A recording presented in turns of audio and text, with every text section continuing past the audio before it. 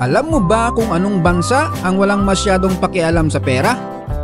Sa Switzerland, hindi mo mapapayoko ang mga tao doon para pulutin ang nalaglag na pera sa lansangan o kahit saan pa man. Bakit? Kasi naman, hindi na nila kailangan pa. Sana all. Ang gobyerno naman na kasi ang bahala sa kanila. At ang pera sa Switzerland ay di na masyado pinagtutunan ng pansin. Mantakin mo na ang mga naninirahan doon ay di na kailangan pa magtrabaho kung ayaw nila.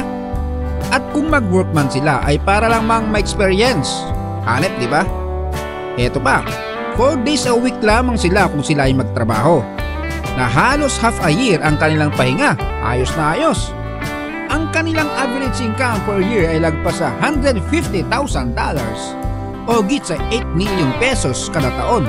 Mapapasaan na all ka na talaga. Yun namang mga papetiks-petiks lang o walang trabaho ay nakakatanggap ng suporta mula sa kanilang gobyerno ng tumataginting na $50,000 to $60,000 o may katumbas na 3 million pesos kada taon.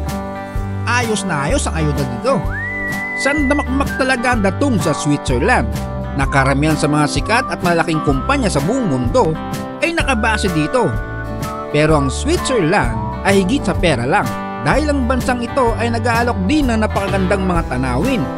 Bukod dyan ay napakalinis at payapang-payapa na gusto nating matim o maranasan man lang. Kung gusto mong kumonekta sa nature o makatakas sa stress ng buhay, ang Switzerland ang bansang makapagbibigay sa iyo ng pinapangarap mo magandang buhay.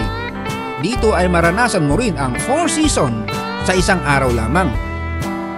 Ang mga Swiss ay namumuhay ng simple.